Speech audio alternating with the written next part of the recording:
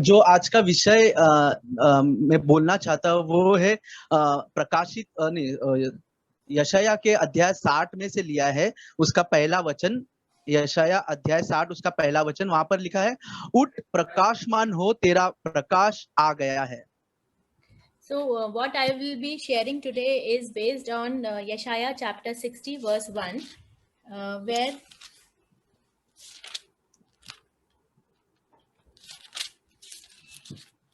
which says like this: Arise, shine, for your light has come, and the glory of the Lord has risen upon you.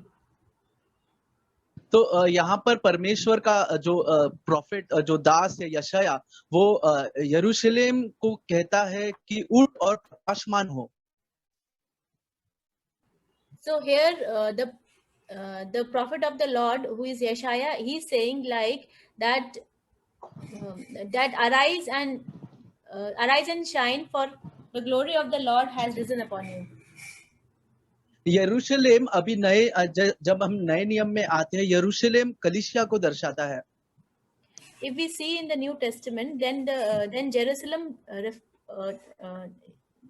symbolizes the church. और church मतलब यीशु का देह जो हम सब है। And church means the body of the Lord, who are we all. तो Bible कहती है कि पहले हमारा जीवन अंधकारमय था, एफेसिया 5:8 में। Bible says that earlier our life was in darkness, in Ephesians chapter 5 verse 8.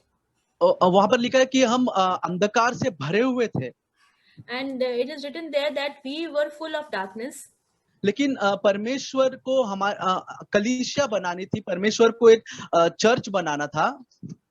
But Lord wanted to make a church and his body. और ये एक वचन मुझे बहुत एनकरेजिंग लगता है हमेशा, ड्यूट्रोनॉमी 14:2 का, वहां व्यवस्था विवरण 14 के 2 में। And one verse it is very encouraging to me is from Deuteronomy chapter 14 verse 2.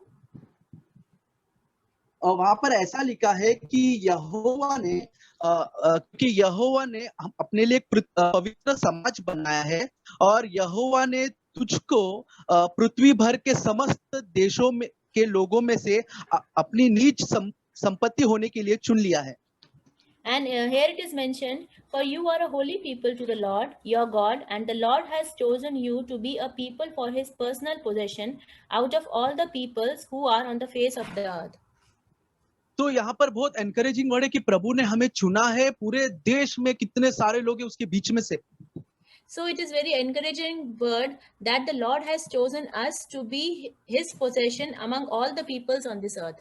तो कई बार हम डिमोटिवेट होते हैं, हम सोचते कुछ काम के नहीं है, हमारे जीवन ऐसा है वैसा है, हम अभी तक ऐसे ही है। लेकिन यहाँ पर ये वचन बहुत मोटिवेट करता है कि इतने सारे लोगों के बीच में प्रभु ने हम पर दया की और हमको चुना है। So sometimes we may feel demotivated that we are of no use, and we are of no use to anybody, but from this word we get so much motivation. तो हमारा यीशु में आना मतलब परमेश्वर का हमें ढूंढना है। So our coming to the Lord is the Lord is himself searched for us. तो परमेश्वर जब हमको चुनता है तो मैं पहले शमूएल में देखा मैंने प्रभु किस तरह से चुनता है। So when the Lord chooses us, I have seen from the book of 1 Samuel how the Lord chooses us. तो वहां पर पहले शमूएल अध्याय 16 में ऐसा लिखा है, उसके 7वें वचन में हम देखते हैं जब परमेश्वर ने शमूएल से कहा कि मैं तुझे जिसे बताऊंगा तू उसे अभिषेक करना राजा बनने के लिए। How the Lord chose Samuel, we can see in 1 Samuel chapter 16 verse 7. But the Lord said to Samuel, do not look at his appearance or at the height of his stature. नहीं sister मैंने कहा कि परमेश्वर जिस तरह हमें चुनता है उसका एक उदाहरण वहां पर दिया है शमूएल अध्याय 16 में। How the Lord chooses us, the example of that is mentioned in 1 Samuel chapter 16. परमेश्वर ने शमूएल से कहा मैं तुझे जिसे बताऊंगा तू उसे जाकर अभिषेक करना। Lord said to Samuel that whomever I want whoever I will tell you, you just go and anoint that person.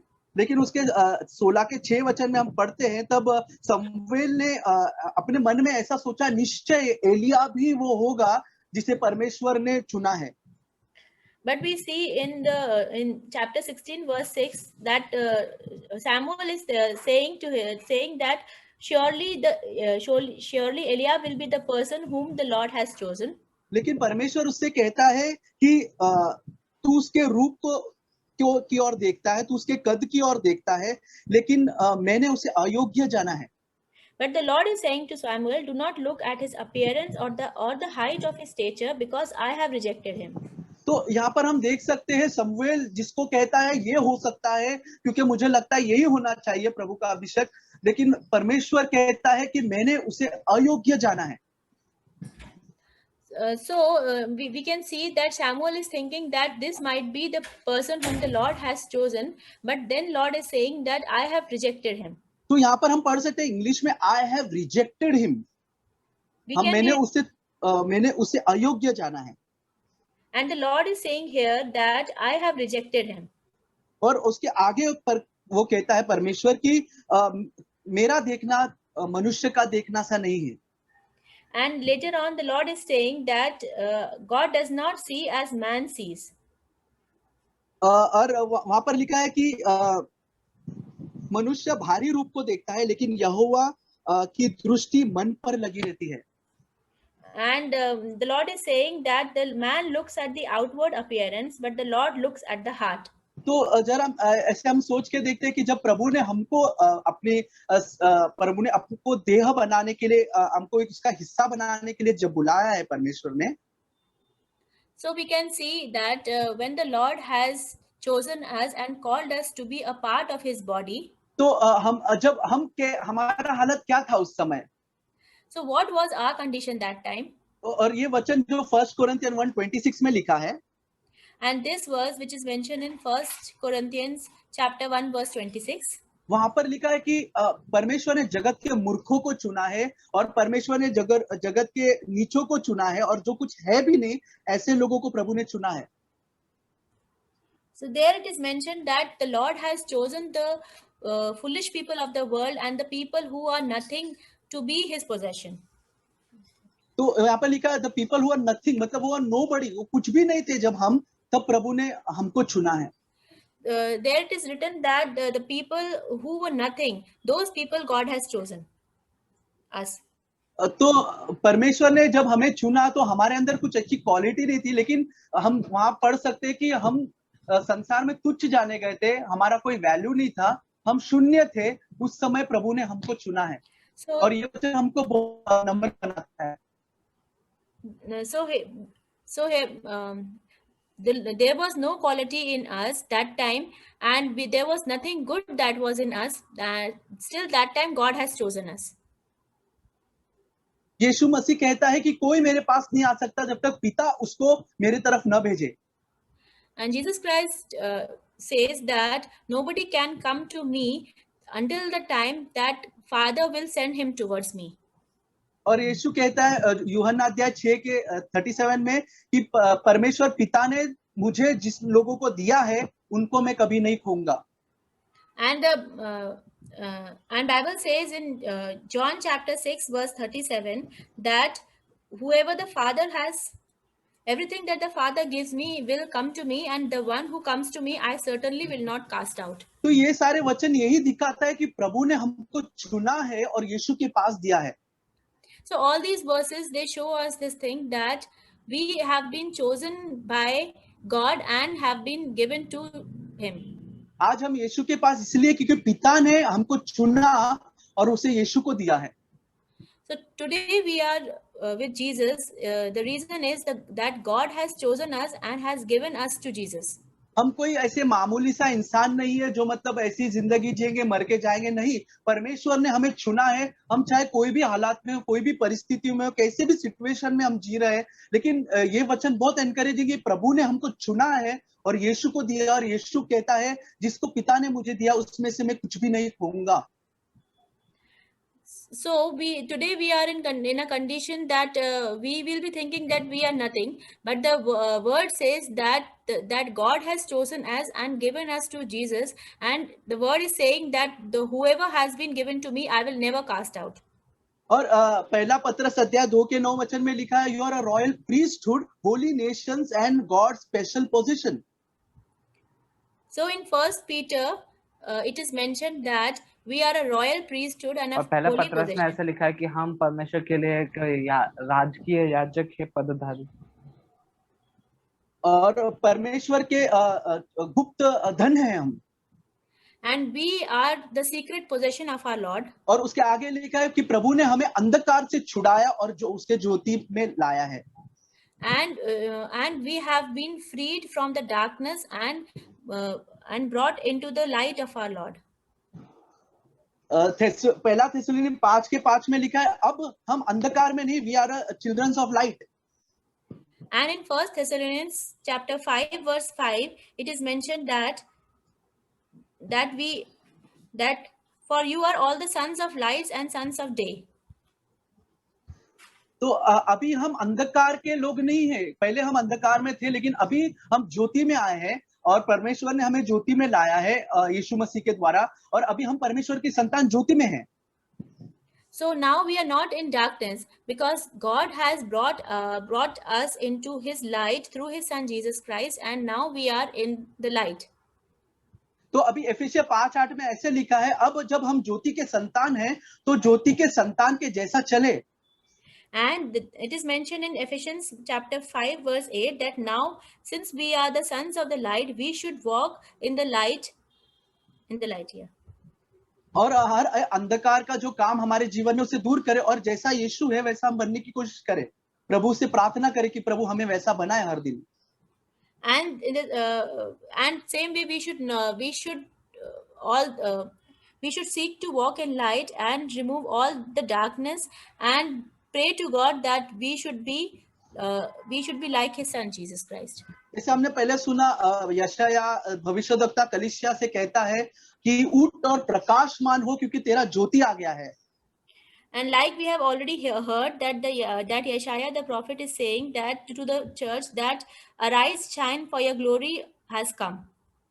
तो हमारे जीवन में परमेश्वर वो महिमा देखना चाहता है, ताकि वो महिमा से लोग जान सके कि हम परमेश्वर के राह पर चल रहे हैं.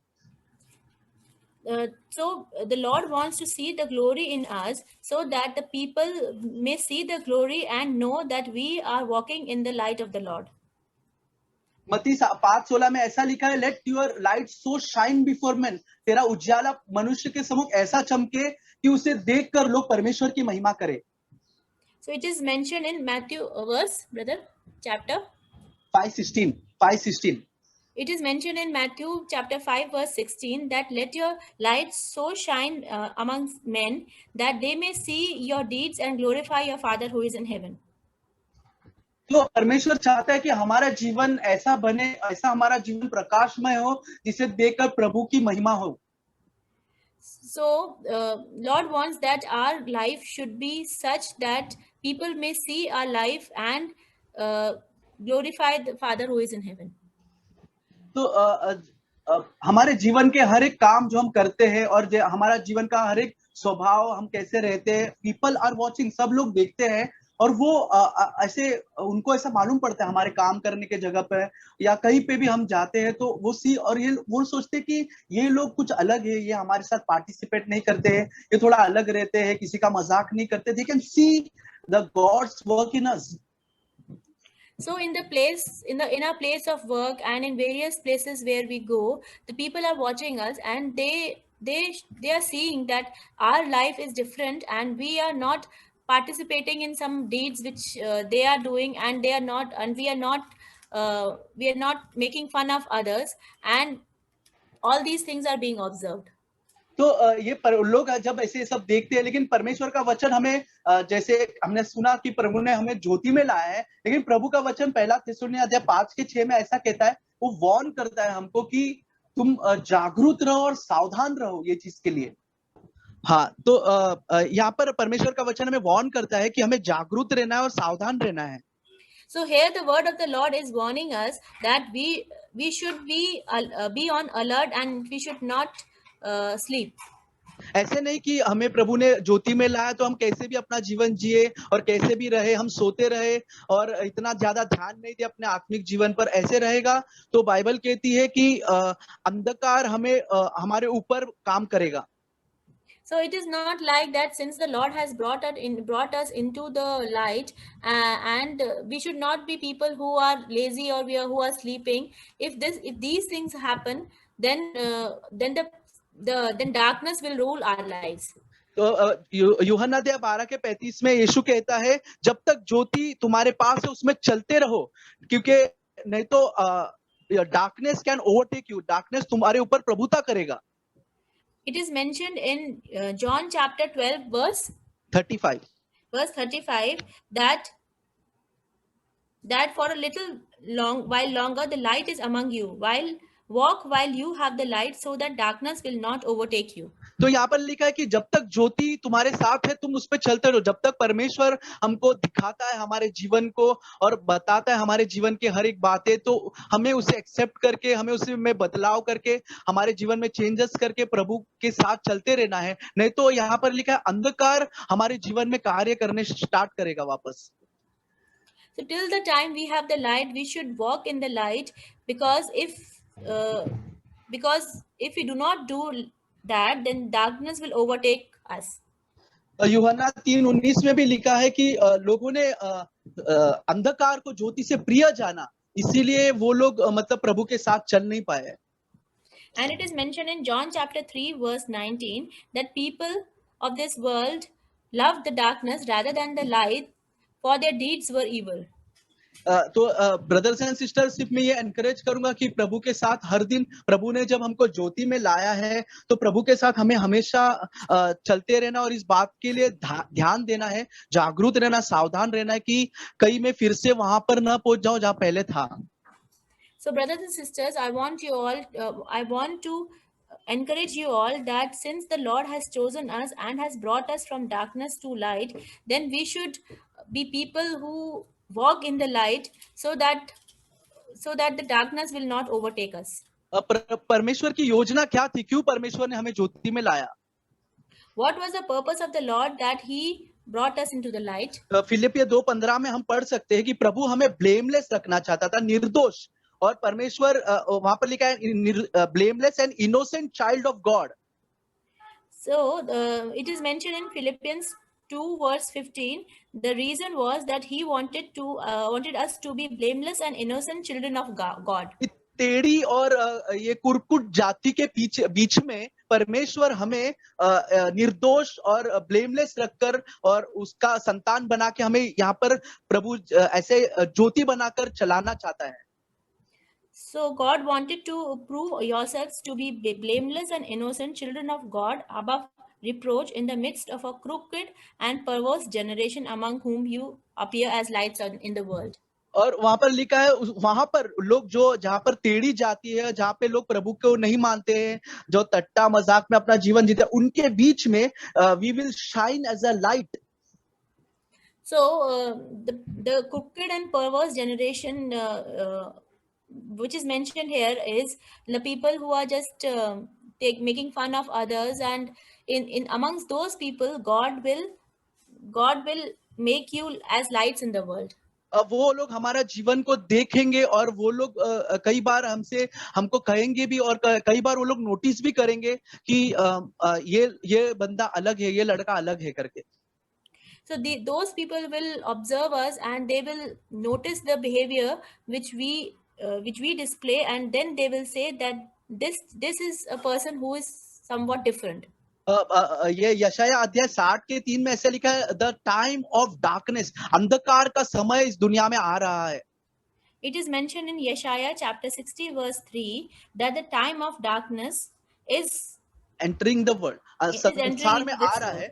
हाँ, Yeah. और परमेश्वर की ज्योति उसकी कलीसिया के ऊपर आया है. वहां पर लिखा है the glory is on his church, परमेश्वर की महिमा उसके कलीसिया के ऊपर आया है. And it is mentioned that nations will come to your light and the kings to the brightness of your rising. Yeshaya 60 verse 3, no, brother? या Yeah, okay. और पूरा पढ़ोगे कि सिस्टर वापस? Yeah. So it is mentioned in Yeshaya 60 verse 3, nations will come to your light and kings to the brightness of your rising. तो वो लोग हमारे पास आएंगे, वहां पर लिखा है अंधकार में उनको कुछ नहीं समझेगा, तो वो लोग हमारे पास आएंगे. And later it is mentioned that those people will come to you because they will not understand in the darkness in which they are living, and then they will come to us. वहां पर तीसरे वचन हिंदी में ऐसा लिखा है, जाति जाति तेरे पास प्रकाश के लिए और राजा राजा तेरे आरोहण के प्रताप की ओर आएंगे. मतलब वो लोग अंधकार में है, वो लोग लाइट के लिए वो चर्च में आएंगे, वो कलीसिया में आएंगे, वो हमारे पास आएंगे. It is mentioned in verse 3 that nations will come to your light and kings to the brightness of your rising. So people who are living in darkness, they will come to the church, to us, to receive the light. तो हम भी पहले जब अंधकार में थे, हमें भी कुछ नहीं पता था. जब हम कलीसिया में आए, हमने देखा सब कुछ नया है, यहाँ पे सब कुछ अलग है, और ये एक नया जीवन है जो यहाँ के लोगों में हम देख सकते हैं. So we also were in darkness and we did not know anything, and we also came into the church and we experienced the life that is there and the difference that is there in the church. हमने देखा कि कैसे लोग एक दूसरे से प्यार कर रहे हैं और कैसे एक दूसरे से के लिए लोग बहुत मदद करते हैं, और जैसा संसार है उसके टोटली ऑपोजिट हम चर्च में देख सकते थे. और दैट वो सारी चीज हमारे मन को छू लिया, और हमने देखा ये सारी चीज हम बाहर नहीं देख सकते, जहाँ यहाँ इनका प्यार और ये लोग किस तरह से रहते हैं एक दूसरे के साथ, और कैसे ये पाप से नफरत करते हैं, प्रभु के साथ जीना चाहते. The life was totally different यहाँ पर है. ऐसे मैं ऑब्जर्व करता था और मैं ऐसे देखता था जब मैं जब मेरे कलीसिया में आया था. So when we came new to the church, we also observed that the people here are different. They are loving each other more, and they are not like the worldly people. And there is love amongst the brothers, and the people are hating sin, and they want to live a life that is righteous. The time when I came to the church new, I also observed all these things. और जब मैं आया तो मुझे लगा कि मुझे भी इसमें सहभागी होना है. And when I came, I also wanted that I want to be a part of this life. और वैसा ही लिखा है कि जो जो अंधकार में थे वो लोग जब उजाले को देखेंगे वो लोग वहां पर आके जुड़ जाएंगे. And likewise, it is mentioned here that all those who were in deep darkness, they also will see the light and will become a part of this light.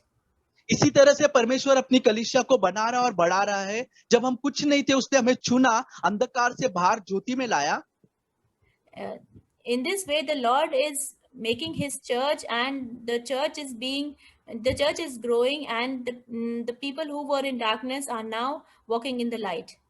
तो परमेश्वर ने अंधकार से ज्योति में लाया और उनको नया बनाया, और अब उनके जीवन से बाकी जो अंधकार में वो लोग प्रकाश में आ रहे हैं. So the Lord chosen them and has brought them from darkness to light, and now the people who are right now in darkness are seeing their lives, and they are also slowly they are moving towards light. तो ये सब चीज परमेश्वर ही कर रहा है. वो जब हम यशाया 59 का 21 पढ़ते हैं, वहां पर परमेश्वर वाचा बांधता है. वो कहता है कि मैं अपनी आत्मा तुझ पर डालूंगा और मेरे वचन तेरे मुंह में डालूंगा. So all these things are being performed by the Lord, as the verse says in Yeshaya chapter 59 that I will put my laws into your heart and my covenant into your heart. I will put my spirit. मैं अपनी आत्मा तुझ पर ठहराऊंगा. Brother, कौन सा verse? 59 verse 21. So it is mentioned in Yeshaya chapter 59 verse 21 that as for me, this is my covenant with them, says the Lord, my spirit who is upon you, and my words which I have put in your mouth shall not depart from your mouth. तो ये परमेश्वर का आत्मा, और जब परमेश्वर का वचन हमारे अंदर है, उसके फिर 60 के पहले में कहता है तब तू उठेगा और प्रकाशमान होगा. And the spirit of the Lord which is dwelling in us, and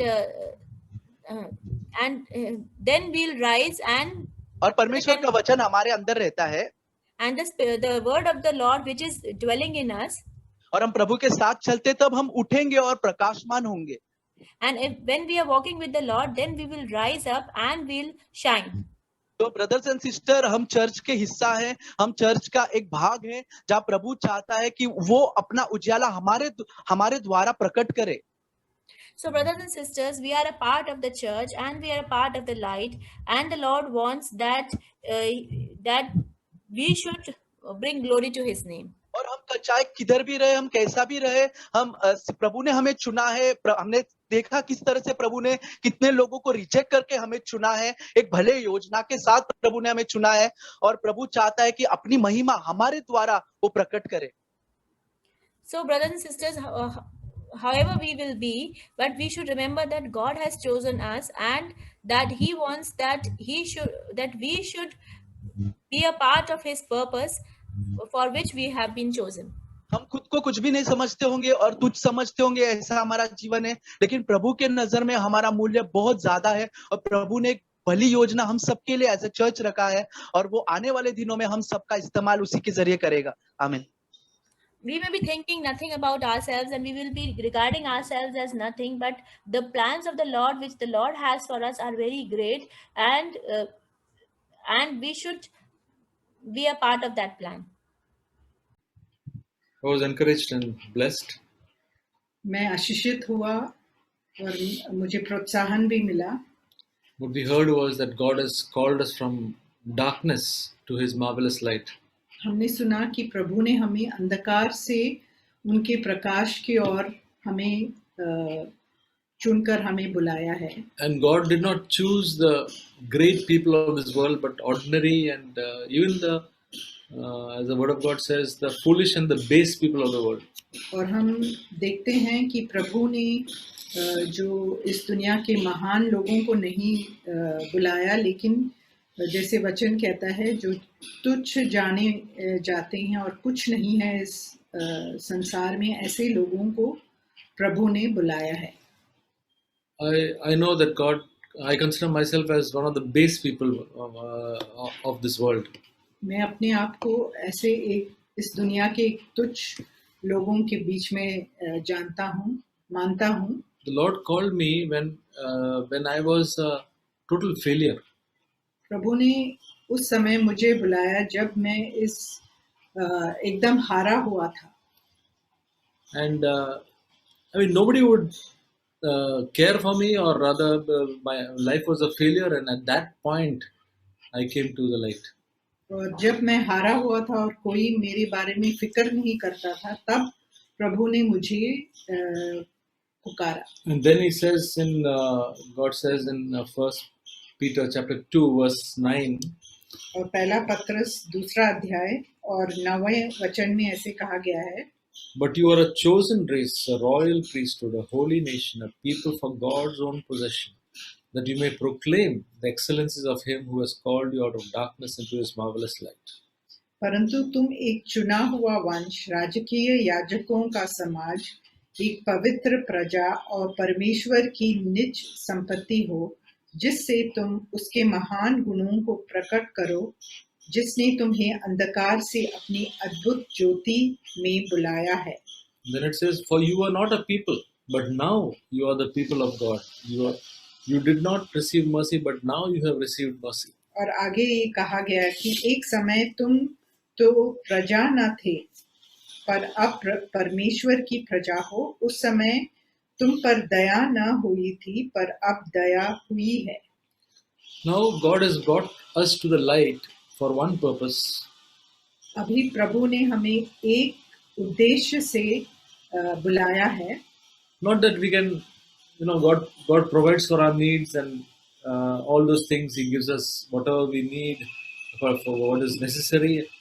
Not to just live a life like that, but it says to proclaim the excellencies of Him who has called you. और प्रभु ने हमें बुलाया है, और इसका ये मतलब नहीं है कि प्रभु हमारी सारी ज़रूरतों को पूरा करते हैं इसलिए हम अभी खुश होकर ऐसे ही जिएंगे, लेकिन प्रभु के हमारे बुलाने का उद्देश्य ये है कि जैसे यहाँ लिखा गया है कि हम उनके महान गुणों को प्रकट करें। As it says in Galatians chapter 3, He has blessed us so that we will be a blessing to others. जैसे गलातियों 3 अध्याय में कहा गया है कि प्रभु ने हमें आशीषित किया है कि हम दूसरों के लिए एक आशीष बने। So that should be in my heart and my mind, that whenever I see somebody in need, I should, my heart should be open to proclaim the excellencies of Him to as many people as I can.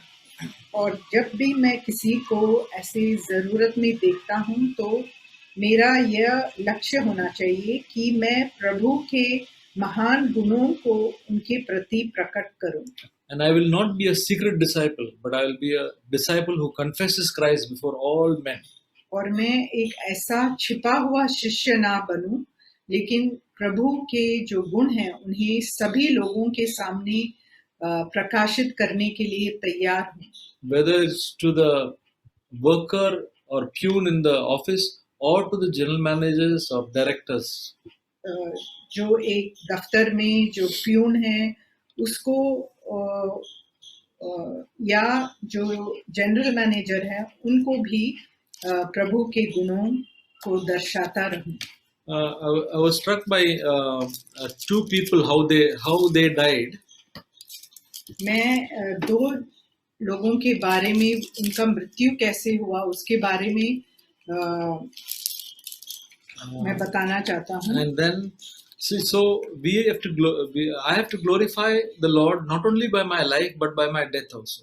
क्योंकि मुझे अपने जीवन से ही नहीं लेकिन अपनी मृत्यु से भी महिमा देना है प्रभु को। So so this is found in Genesis chapter 25. वो उत्पत्ति 25 अध्याय।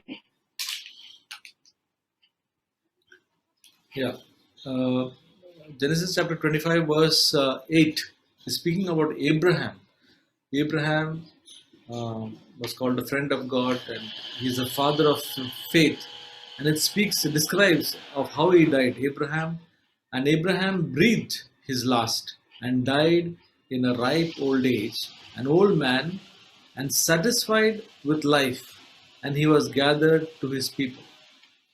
और हम जानते हैं कि अब्राहम को जो विश्वासियों के पिता जाने जाते हैं और वो परमेश्वर के दोस्त भी थे, उनके बारे में ऐसे लिखा गया है उत्पत्ति 25 के 8 में, तब इब्राहिम दीर्घायु होकर अपनी पूर्ण वृद्धावस्था में मर गया, वह संतुष्ट जीवन बिताकर अपने लोगों में जा मिला। As an old man, also he was satisfied with life because he was in communion with God. एक वृद्ध व्यक्ति होकर भी वो अपने जीवन से इसीलिए संतुष्ट था क्योंकि वो परमेश्वर के साथ संगति रखता था। And he did not receive the blessings alone, but he blessed all the nations. और उन्होंने सिर्फ अपने लिए जो उन्होंने अनुग्रह पाए वो सिर्फ अपने लिए नहीं रखा, लेकिन उनके द्वारा जो जातियों को आशीष मिला। Satisfaction in life comes not only getting the blessing but even blessing others. जो संतुष्टि है हमारे जीवन में वो तभी आएगा जब हम अनुग्रह हमें मिलता है, सिर्फ उतना ही नहीं लेकिन हमें दूसरों के साथ बांटने से भी एक संतुष्टि मिलती है। So it also speaks about David. When he died, it says he fulfilled the purposes of God in his life. और जब दाऊद का मृत्यु हुआ तब उनके बारे में ये कहा गया है कि उन्होंने परमेश्वर के जो उनके जीवन के लिए उद्देश्य था उनको उन्होंने पूरा किया। So this is the way that God has called each one of us. और इसी प्रकार प्रभु ने हम सबको बुलाया है। As God's beloved children chosen by Him, this should be the way that we finish our life. तो हमारा भी जीवन हमें इसी प्रकार खत्म करना चाहिए। Now there's another person, another man, in the same chapter 25, verse 17. और एक दूसरा व्यक्ति है, हम 17वें इसी अध्याय के 17वें वचन में पढ़ेंगे उनके बारे में। And these are the years of the life of Ishmael. Speaking about when Ishmael, that is the Abraham's son, Ishmael, when he died, and these are the years of the life of Ishmael, 137 years, and he breathed his last and died, and was gathered to his people. और 17वां वचन, और इश्माएल की आयु 137 वर्ष की हुई, तब उसके प्राण छूट गए और वह अपने लोगों में जा मिला. Yeah. So this was Ishmael. He lived and he died. That's all. That's all that happened to him. और इश्माएल के बारे में लिखा है कि वो जिया और फिर वो मर गया. Majority of the people in this world are just coming and living and then dying off. और जो ज्यादातर लोग इस दुनिया में हम देखते हैं कि वो इस दुनिया में जीते हैं और फिर वो मर जाते हैं. But God has called us out of darkness into light so that we can proclaim His excellencies, be a light and a salt wherever we are. लेकिन प्रभु ने हमें इसलिए चुना है कि हम जो प्रभु के कार्य हैं उन्हें इस दुनिया में प्रकट करें और उनके गुणों को इस दुनिया में हम बताएं और प्रभु को महिमा मिले. Salt and light. और हम जो प्रकाश और नमक बनकर जिए. I want this to be a great desire and motivating force in my life to live like this. और ये मेरे लिए एक प्रोत्साहन के रूप में मैं चाहता हूं कि बन जाए कि मैं इसी लक्ष्य को रखकर अपने जीवन को जीऊं. Amen.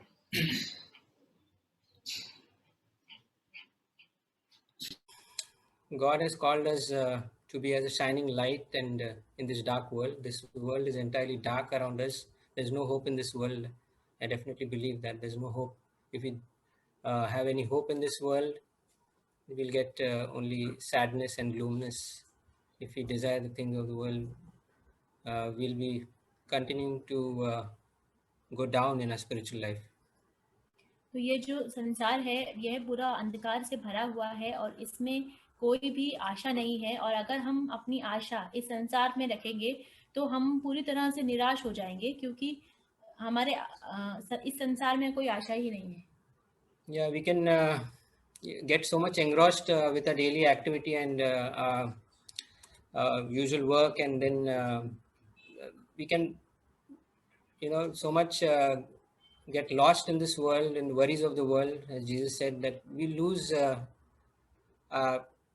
time that we spend with the Lord, and that waiting on the Lord and that seeking of the Lord, that we'll not do, then a spiritual life will go down.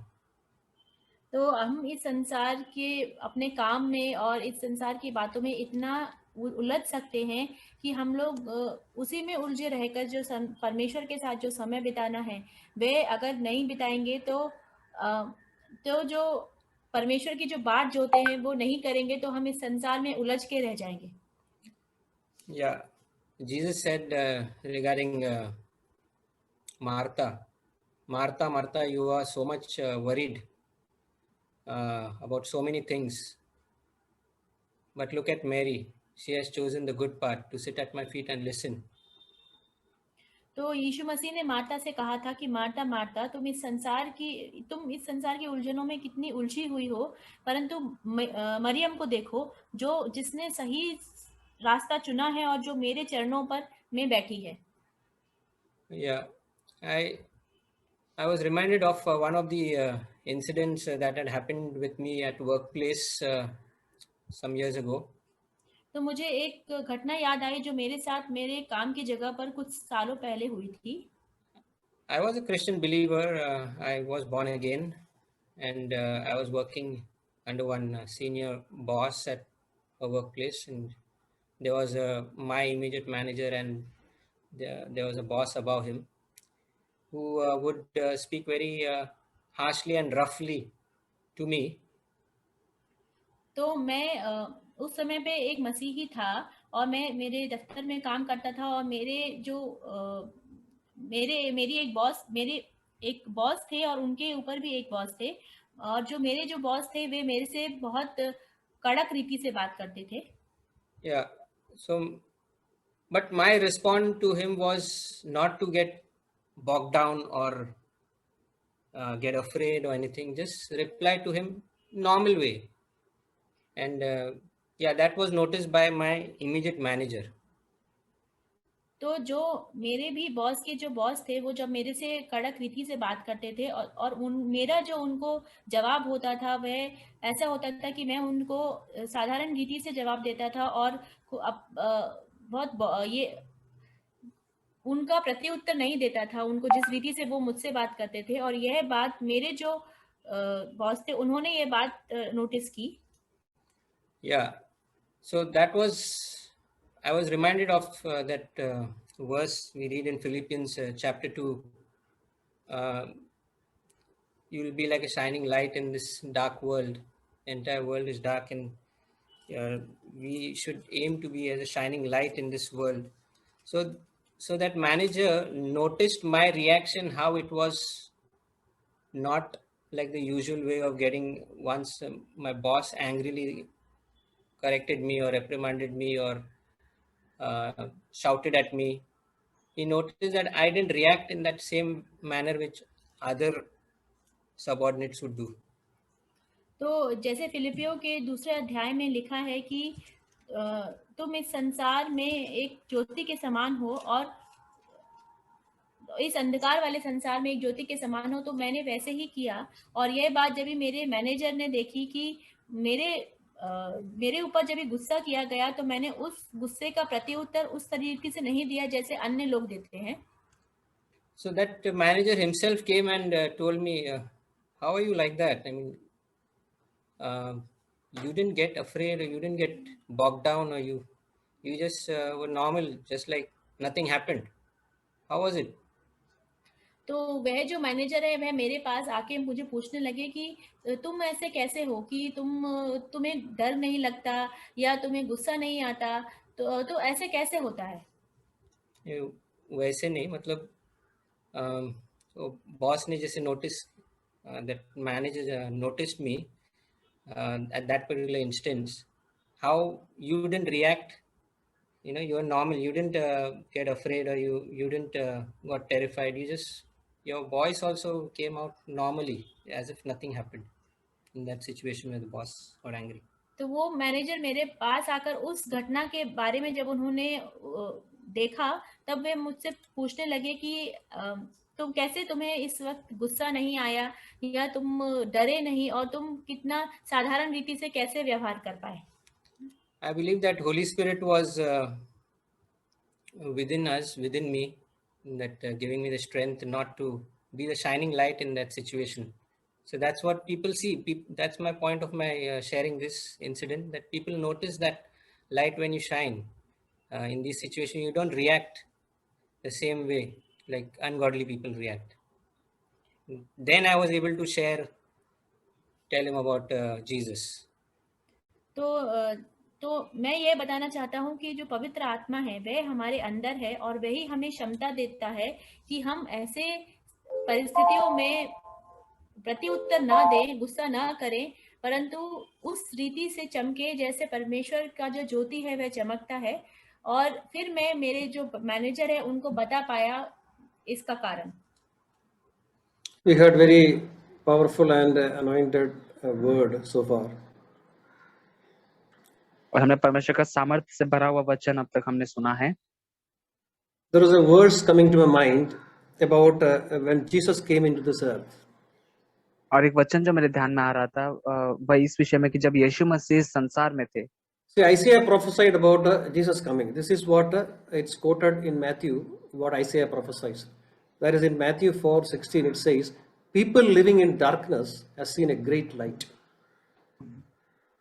और यशायाह भविष्यवक्ता ने यीशु मसीह का आने के विषय में भविष्यवाणी की थी कि उसका नाम इमानुएल रखा जाएगा, कि परमेश्वर हमारे साथ। और which verse brother? That is 4:16. Matthew 4:16. मत्ती अध्याय 4 के वचन 16 में भी हम पढ़ते हैं यीशु मसीह के विषय में कि जो लोग अंधकार में बैठे थे उन्होंने बड़ी ज्योति देखी। And those living in the land of the shadow of death, as a light was dawned on them. और जो मृत्यु के देश और छाया में बैठे थे उन पर ज्योति चमकी। So it's like, in a room it is full of darkness, suddenly the light was switched on.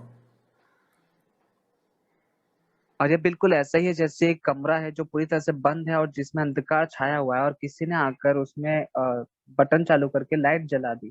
So when Jesus came into this earth, it was like a light was suddenly switched on into a world of darkness. और जब यीशु मसीह संसार में आए, ये बिल्कुल वैसे ही था जैसे ये संसार पूरी तरह से अंधकार से भरा हुआ है, और यीशु मसीह जो ज्योति है, उन्होंने आकर ज्योति जलाई। So when you are sitting in a dark room for a long time and then suddenly light is switched on, what everybody does is they will look at their face, they look at, everything is all right, suddenly they'll be conscious about what's happening around. और हम जैसे कि हमारे साथ भी होता है कि जब हम काफी समय लंबे समय से अंधकार भरे कमरे में बैठे हैं और तब अचानक से कोई लाइट चला देता है, तो हम यहाँ वहाँ हड़बड़ी करते हैं और हम देखते हैं कि सब ठीक तो है या नहीं, और हम हमारे आसपास की सारी बातों को लेकर हम जागरूक हो जाते हैं। So that's what light does. Light reveals all the dark deeds around us and in our life. और यही ज्योति का काम है कि वह अंधकार के सारे कामों को ज्योति में लेकर आते हैं और वो जागृत करता है, प्रकट करता है हमारे जीवन में।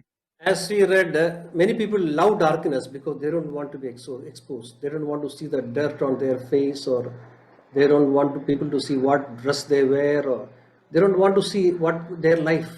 They don't want people to see their life. That's why they love darkness. और यही हमने वचन में सुना कि लोगों ने अंधकार को ज्योति से ज्यादा प्रिय जाना, क्योंकि वे नहीं चाहते थे कि उनके जो काम है, उनके जो गंदे काम है अंधकार वाले, वो जो उजाले में आए और लोगों के सामने प्रकट हुए, वो नहीं चाहते थे कि लोग उनके जीवन को जानने पाए, इसलिए उन्होंने अंधकार को प्रिय जाना। People who are not worried about that, people who are not worried about anybody seeing their life or anything, they are not worried about anything in their life. They are so happy when the light comes. But can you repeat? So people who are not worried about others seeing their life or their what is in their life, they are happy when the light comes. और वो लोग जिन्हें परवाह नहीं कि लोग उनके जीवन को देखकर क्या सोचेंगे या क्या बोलेंगे, और ऐसे ही लोग हैं जो ज्योति के सामने आने से डरते नहीं और ज्योति आने पर खुश होते हैं। So that's what we read in John 3:19 onwards. This is the verdict. Light has come into this world, but people love darkness instead of light because their deeds were evil. और यही हम यूहन्ना के अध्याय 3 के वचन 19 में पढ़ते हैं कि दंड की आज्ञा का कारण यह है कि ज्योति जगत में आई और मनुष्यों ने अंधकार को ज्योति से अधिक प्रिय जाना, क्योंकि उनके काम बुरे थे। 20th verse, everyone who does evil hates light and will not come into the light for fear that their deeds will be exposed. और उसका अगला वचन 20वां वचन कहता है, जो कोई बुराई करता है वह ज्योति से बैर रखता है और ज्योति के निकट नहीं आता, ऐसा न हो कि उसके कामों पर दोष लगाया जाए। The 21st verse is, but whoever lives by the truth comes into the light, so that it may be seen plainly that what they have done has been done in the sight of God. और लेकिन उसके आगे का 21वां वचन हम पढ़ते हैं, परंतु जो सत्य पर चलता है वह ज्योति के निकट आता है, ताकि उसके काम प्रकट हो कि वह परमेश्वर की ओर से किए गए हैं। So when light comes into our life, we can know exactly where we are going. Are we going the right direction? And also, and we read in the prophecy, people who are living in the shadow of death, they suddenly saw a light, and you may be about to fall into a ditch, or you may be about to fall down a cliff, and suddenly light comes, you know that you are in danger. और हम यही देखते हैं कि जो लोग ज्योति के पास आते हैं, ज्योति में चलते हैं, उन पर परमेश्वर के काम उन पे प्रकट होते हैं। जैसे हमने वचन में पढ़ा कि लोग अंधकार में बैठे थे और आप जैसे अंधकार में हैं और चल रहे हैं, और आपको पता चले कि अब आप गिरने वाले हैं क्योंकि आगे खड्डा है, परंतु तुरंत ही किसी ने वहां पर ज्योति जला दी, वहां पर प्रकाश हो जाता है, तो आप गिरने से बच जाते हैं। So it was when Christ came, the Israel was just like the people who were living in the land of shadow of death. Suddenly they saw a light and they found that they are in danger. They are going to die. और यही हम इजराइलियों के विषय में भी वचन में पढ़ते हैं कि यीशु मसीह के आने के पहले जो लोग थे वो अंधकार में बैठे हुए थे, लेकिन जब यीशु मसीह आया तब ज्योति चमके, उन्होंने पाया कि उन पर खतरा मंडरा रहा है। So when Christ comes, those who love life, those who want to live, they will love the light. Others will not like they don't want. They love darkness. Such people will not be happy with the light at all. लेकिन कुछ लोग थे जिन्होंने ज्योति को प्रिय जाना, और यदि आप ज्योति से प्रेम करते हैं तो जब ज्योति चमकेगी तो आप ज्योति के पास आएंगे, आप उससे नफरत नहीं करेंगे। It speaks about Jesus that in John 1:4, in him was life, and the light was the light of all mankind. और हम यीशु मसीह के विषय में पढ़ते हैं यूहन्ना के पहले अध्याय के 4 वचन में, उसमें जीवन था और वह जीवन मनुष्यों की ज्योति था। It says about Jesus, Jesus was the only person who walked on the earth in whom there was light. और यीशु मसीह एकमात्र एक ऐसे व्यक्ति रहे हैं जो इस धरती पर चले जिनके अंदर जीवन था और उजाला था। None of us have light on our own. We have to reflect the light of Jesus through our lives. और हमारे अपने खुद की ज्योति नहीं है, परंतु हम जो ज्योति प्रकट करते हैं वो यीशु मसीह की है। So we can be instruments of light and life to others. People who are about to die, people who are about to fall into destruction, can be a light to those people.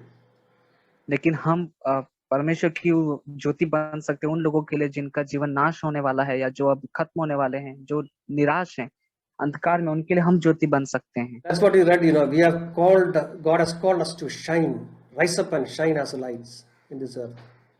इसलिए जैसे हमने वचन में पढ़ा कि परमेश्वर ने बुलाया है एक उजाले के रूप में कि उठे और हम प्रकाशमान हो, क्योंकि हमारा उजाला आ गया है। In our offices, when we walk into the office, we should be like, suddenly a light is switched on into a very dark room. और जब हमारे दफ्तर में हम काम करते हैं, जब हम जाते हैं, या ऐसे ही हो जैसे कि एक बंद अंधेरे कमरे के अंदर किसी ने ज्योति जला दी। So when we know, when the light comes, we know which direction we should go, what are the dangers around us. So that we will be saved. और जब हम ज्योति में होंगे, प्रकाश में होंगे, तब हम देख पाएंगे कि हमें किस दिशा में आगे की ओर बढ़ना है, कहाँ पर हमारे लिए खतरा है। This light was, when Jesus lived on earth, he lived exactly as per Father's plan for his life, because the light which he had was the light which came from his Father, which is shone through his life, and which was showing him directions for the rest of his life. और यीशु मसीह ने जीवन जिया है, और जो ज्योति उनके पास थी वह पिता की ओर से उन्हें दी गई थी, और उन्होंने जीवन भर परमेश्वर की उस दी हुई ज्योति के अनुसार अपने जीवन को बिताया है, और उनके जीवन भर उनको वह ज्योति मार्ग दिखाते गई। So let us be reflecting this light to others, so that our presence will be salvation to others, people who are in distress, people who are in trouble, people who are in broken hearted. So they will find a ray of hope, they have light in our presence. तो परमेश्वर हमारी सहायता करे कि हमारा जीवन लोगों के लिए एक ज्योति का काम दे, कि जो लोग अंधकार में है, जो लोग जिनका जीवन नाश होने वाला है, जो निराशा में है, उनके लिए हमारी हुजूरी भी एक उद्धार को लेकर आए। Second Corinthians 5:7 says, "For we live by faith and not by sight." और दूसरा कुरिन्थियों 5:7 कहता है कि हम रूप को देखकर नहीं पर विश्वास से चलते हैं। So this faith in Jesus is what gives us a light, which is like our eyes. We use our eyes today in the world we live by our eyesight, but in the spiritual world live by our faith, which is our light, which is the way we receive our light from God, and our eyes will be. और यीशु मसीह पर हम जो विश्वास करते हैं, यही हमारे लिए एक ज्योति का काम देते हैं। जैसे कि हम अपनी इन आंखों से हम इस संसार में चलते हैं और हम इन आंखों से रूप देखकर चलते हैं, हमारे आत्मिक जीवन में चलने के लिए हमारा विश्वास ये है जो हम परमेश्वर पर, यीशु मसीह पर करते हैं। So that gives tremendous clarity for our life. We will never have any doubt. We will never have any confusion. Our life will have tremendous clarity. और यह हमारे जीवन को बहुत ही साफ रीति से देखने के लिए सहायता करता है कि हमारे जीवन में किसी भी बात को लेकर कोई संदेह नहीं होता। People who live in integrity, people who live in the light, they don't have to worry about anything, because they are so transparent. Everybody knows what's happening. They don't have to hide anything. और जो लोग विश्वास में रहकर ज्योति में चलते हैं, उन्हें किसी भी बात से भय खाने की जरूरत नहीं होती, उन्हें कुछ भी किसी बाहरी व्यक्ति से छुपाने की कोई आवश्यकता नहीं पड़ती। As someone said some time back, people who lie, they have to remember what they said. और ऐसा कहा जाता है कि जो लोग झूठ बोलते हैं, उन्हें उन्होंने जो बात झूठ बोले उससे याद रखना होता है कि उन्होंने क्या झूठ कहा है। People who have no plans to lie, they don't have to remember what they said, because they speak only truth. लेकिन ऐसे लोग जिन्हें झूठ बोलने की आवश्यकता नहीं पड़ती, उन्हें कोई याद रखने की जरूरत नहीं, क्योंकि वो हमेशा सच बोलते हैं। Those who lie, they will have to remember, otherwise they will be caught next time when they speak. और जो लोग झूठ बोलते हैं, उन्हें ध्यान रखना होता है कि उन्होंने क्या बात झूठ बोली है। यदि वे भूल जाएंगे तो अगली बार वो पकड़े जाएंगे जब वो कहेंगे। So walking in light is so simple, so natural. That is what Christian life is. और ज्योति में चलना बहुत ही साधारण, बहुत ही आसान है, और यही हमारा मसीह जीवन है। And we'll have tremendous clarity on what decision to take, where to go, what to do. Everything will be so clear when we walk in this light. और हमें कैसे फैसले लेने हैं, किस बात का कैसे निर्णय लेना है, उस विषय में हम पूरी तरह से जागरूक और सचेत रहेंगे। So let our light so shine that people may see our good works and glorify God. तो परमेश्वर ऐसा करे कि लोग हमारे अंदर के उजाले को देखने पाए और हमारे अंदर के कामों को देखने पाए, जिसके द्वारा परमेश्वर की महिमा। So our officers, our homes, they need light. When we should be the people who switch on light for them.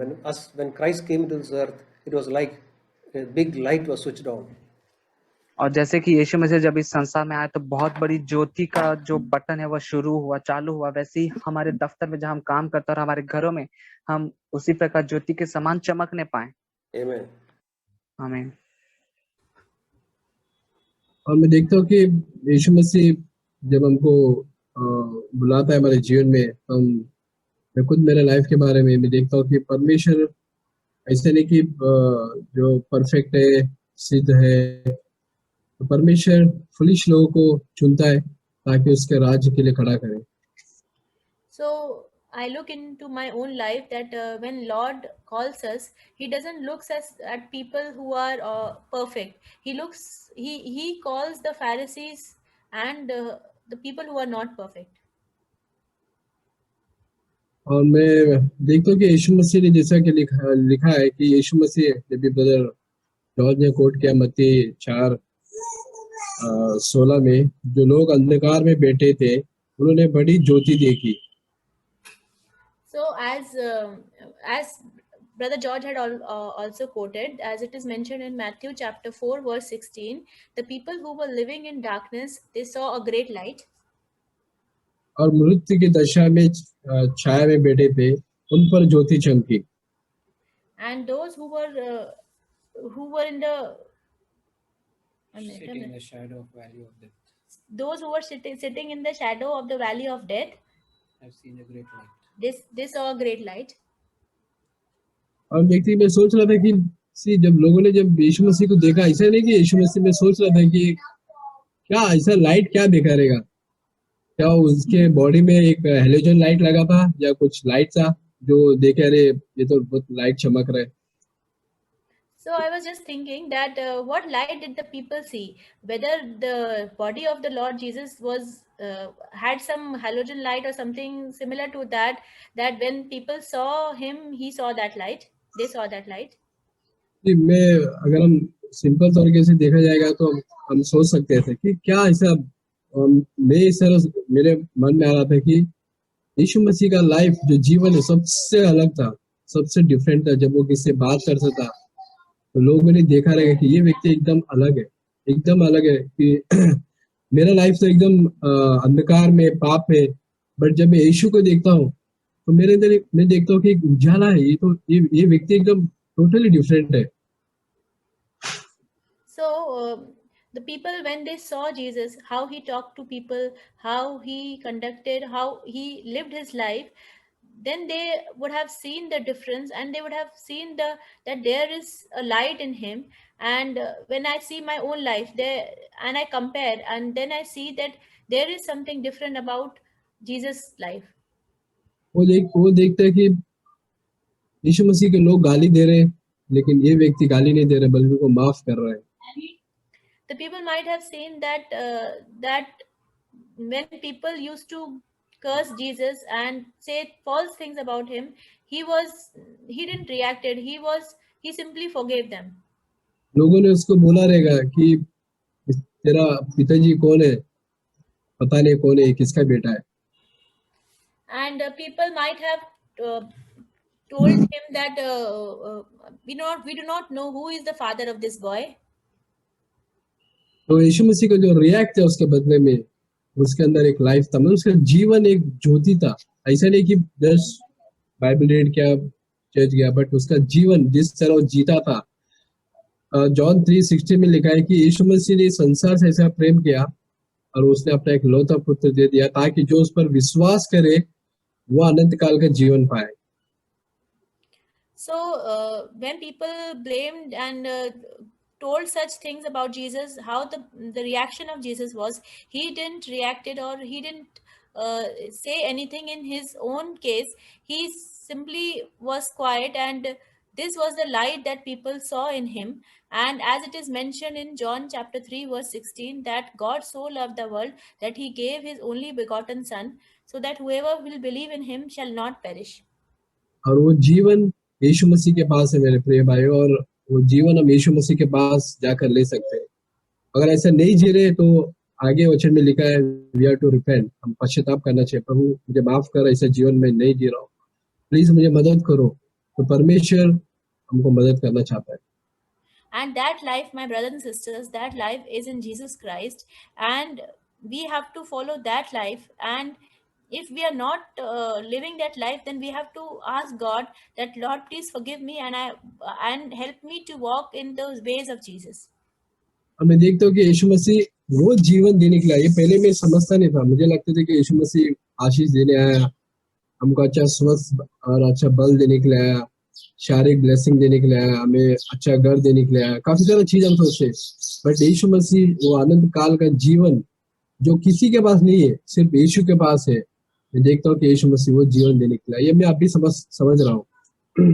So earlier I used to think that Jesus Christ has come to give certain blessings to us or certain other things to us, but it is not like that.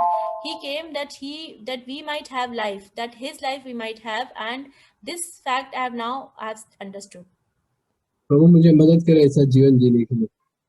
May the Lord help me to live such life. I thank God for what I heard today, and it was a real blessing to me, because I was reminded of this verse from Psalms 132 and verse 13 and 14. तो मैं परमेश्वर का धन्यवाद देती हूँ जो भी आज हमने सुना, और वो सब मेरे लिए एक आशीष था। और मुझे एक वचन याद आ रहा है, जो है भजन संहिता 113 का 13 और 14। 132, 13 and 14. भजन संहिता 132 का 13 और 14। For the Lord has chosen Zion, he has desired it for his habitation. This is my resting place forever. Here I will dwell, for I have desired it. क्योंकि यहोवा ने सियोन को अपनाया है और उसे अपने निवास के लिए चाहा है। यह तो युग युग के लिए मेरा विश्राम स्थान है। यही मैं रहूंगा, क्योंकि मैंने इसको चाहा है।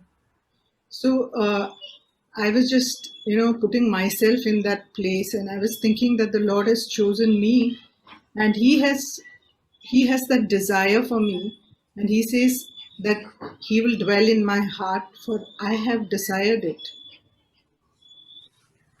तो मैं अपने आप को उस जगह पर रखकर देख रही थी, और मैं ऐसा महसूस कर रही थी कि परमेश्वर ने मुझे चुना है और उसके हृदय में मेरे लिए जगह है। And He has desired, it's saying that He has desired it. To desire or long for something, it's because you love, a person, then you desire for that person. और परमेश्वर के हृदय में मेरे लिए एक चाह है, जब हम किसी से प्रेम करते हैं तो उस मनुष्य के लिए हमारे मन में एक इच्छा होती है, एक चाह होती है। वह चाह परमेश्वर के मन में मेरे लिए है। So I was so much, filled with joy and thrilled, like, to remember, like, from this verse that He desires me. The Lord of the whole world, the one who created the whole universe, He desires me. What is there in me that He should desire me? तो जब भी मैं इसके बारे में मनन कर रही थी, तो मेरे मन में इतना आनंद और इतना उत्साह भर गया कि परमेश्वर के मन में मेरे लिए चाह है। तो मेरे अंदर ऐसा क्या है कि परमेश्वर के मन में मेरे लिए चाह है। So, like we heard brothers, all the brothers sharing, and that God has chosen us to be His very own. But as a as a in return, what do I give for him? तो जैसे कि हम भाइयों को बांटते हुए सुन रहे थे कि परमेश्वर के मन में हमारे लिए इतना प्रेम और इतना चाह है, तो हम परमेश्वर को उसके बदले में क्या दे रहे हैं? We are here to declare his good work, his goodness, like we have read in First Peter. तो हम यहाँ हैं परमेश्वर की अच्छाई को बताने के लिए, जैसे हमने पहले पत्रस में से पढ़ा था. I would like to also read from Ephesians chapter 5 and verse 9 onwards. और मैं पढ़ना चाहती हूँ इफिसियों की पुस्तक के 5वें अध्याय के 9वें वचन में से. It says here, for the fruit of the light consists in all goodness and righteousness and truth, trying to learn what is pleasing to the Lord, and do not participate in the unfruitful deeds of darkness, but instead even expose them. For it is disgraceful even to speak of the things which are done by them in secret. But all things become visible when they are exposed by the light, for everything that becomes visible is light. तो इफिसियों के 5वें अध्याय के 9वें वचन से लेकर हम पढ़ेंगे, क्योंकि ज्योति का फल सब प्रकार की भलाई और धार्मिकता और सत्य है, और यह परखो कि प्रभु को क्या भाता है, और अंधकार के निष्फल कामों में सहभागी न हो, वरन उन पर उलाह न दो, क्योंकि उनके गुप्त कामों की चर्चा भी लाज की बात है. पर जितने कामों पर उलाह न दिया जाता है, वे सब ज्योति से प्रकट होते हैं, क्योंकि जो सब कुछ को प्रकट करता है वह ज्योति है. And sister, verse 14 also? No. Okay. Yeah. So, what I was reminded of was that I have been called into the light. Now, the fruit of the light should be in me, goodness and righteousness and truth. And one thing that spoke to me was, if I love the truth, then God can do a work in me. तो जैसे कि मैं इस उजाले में बुलाई गई हूँ, तो उस उजाले में बुलाने के बाद जो मेरे अंदर फल है वह होना चाहिए धार्मिकता, सत्य and goodness, righteousness and truth. और अच्छाई, सत्य और धार्मिकता.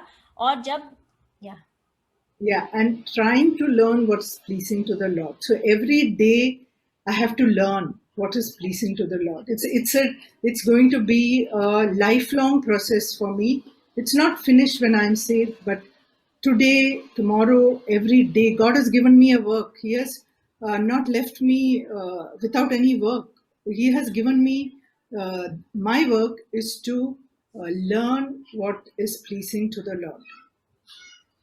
तो हर दिन, हर प्रत्येक समय मुझे परमेश्वर को क्या भाता है वह करने का प्रयास करना चाहिए. और मेरा जो दिन प्रतिदिन का काम है जो परमेश्वर ने मुझे दिया है, वह यह है कि उस बात को सीखूं और करूं कि जो बात परमेश्वर को भाती है. And also one more last verse I would like to share is from Matthew 24 and verse 45. और एक और वचन जो मैं आपके साथ बांटना चाहती हूँ वह है मत्ती के 24वें अध्याय के 45वें वचन से. Who then is the faithful and sensible slave whom his master put in charge of his household to give them their food at the proper time? सो वह विश्वास योग्य और बुद्धिमान दास कौन है जिसे स्वामी ने अपने नौकर चाकरों पर सरदार ठहराया कि समय पर उन्हें भोजन दे. So sometimes maybe as for me as a housewife, my work is to prepare food at home and give food at the proper time to everybody. It's a small task that God has given me, but God counts it as a very important work, and He wants me to be faithful in that. तो परमेश्वर ने, जैसे कि मैं एक पत्नी हूँ, घर पे रहती हूँ, तो परमेश्वर ने मुझे क्या काम दिया है? परमेश्वर ने मुझे काम सौंपा है कि मैं घर के प्रत्येक जन को समय पर भोजन दूं. तो भले ही ये काम छोटा दिखता है, परंतु परमेश्वर की नजर में यह काम बड़ा है. Yeah, so I pray that as the Lord reminds me to be faithful, the Lord will give me the grace to be faithful. तो मैं परमेश्वर की स्तुति करती हूँ, और जैसे परमेश्वर ने मुझे बुलाया है कि मैं विश्वास योग्य रहूं, तो मैं परमेश्वर से प्रार्थना करती हूँ कि वह मुझे अनुग्रह देगा कि मैं विश्वास योग्य रहूं। आज हमने जो सुना, हमने ये बात सुना कि हम कैसे हमारी जिंदगी में परमेश्वर का प्रकाश प्रकट करना चाहिए। तो मैं एक छोटा बाइबल से एक छोटा सा पोर्शन रेवलेशन में से पढ़ना चाहती हूँ।